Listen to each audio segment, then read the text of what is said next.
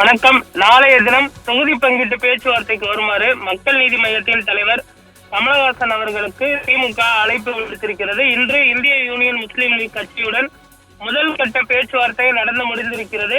அடுத்த கட்ட பேச்சுவார்த்தை விரைவில் நடக்கும் என்றும் எதிர்பார்க்கப்படக்கூடிய சூழலில் சட்டமன்ற தேர்தலையொட்டி திமுக தொகுதி பங்கீட்டு பேச்சுவார்த்தையை நடத்தி வருகிறது. அதன் தொடர்ச்சியாக நாளை மனிதநேய மக்கள் கட்சி, அதே போன்று மக்கள் நீதி மையம் உள்ளிட்ட கட்சிகளுக்கு அழைப்பு விடுக்கப்பட்டிருக்கிறது. முதலில் சிறிய கட்சிகளுக்கான அந்த தொகுதி பங்கீட்டு பேச்சுவார்த்தையை முடித்ததற்கு பின்பு பெரிய கட்சிகளான காங்கிரஸ் உள்ளிட்ட கட்சிகளுடன் பேச்சுவார்த்தை நடத்த திட்டமிடப்பட்டிருக்கிறது.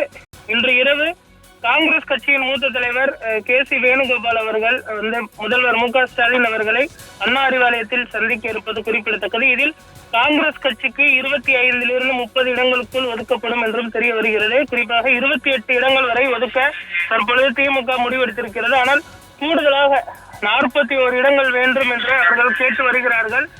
ஆட்சியில் பங்கு, அதிகாரத்தில் பங்கு என்ற கோரிக்கை தொடர்ந்து வலுத்து வரக்கூடிய சூழலில் ஆட்சியில் பங்கு, அதிகாரத்தில் பங்கு என்ற கோரிக்கையை கைவிட்டுவிட்டு கூடுதல் இடங்களை பெற்றுக்கொண்டு இந்த தேர்தலை சந்திக்குமாறு திமுக காங்கிரஸ் கட்சியை வலியுறுத்தி வருகிறது. இந்த சூழலில் மக்கள் நீதி மையத்திற்கு பொறுத்தமையினால் நாளைய தினம் பேச்சுவார்த்தைக்கு அழைப்பு விடுக்கப்பட்டிருக்கிறது. அவர்களுக்கு 2 to 3 இடங்கள் வரை ஒதுக்கப்படும் என்றும் தெரிய வந்திருக்கிறது.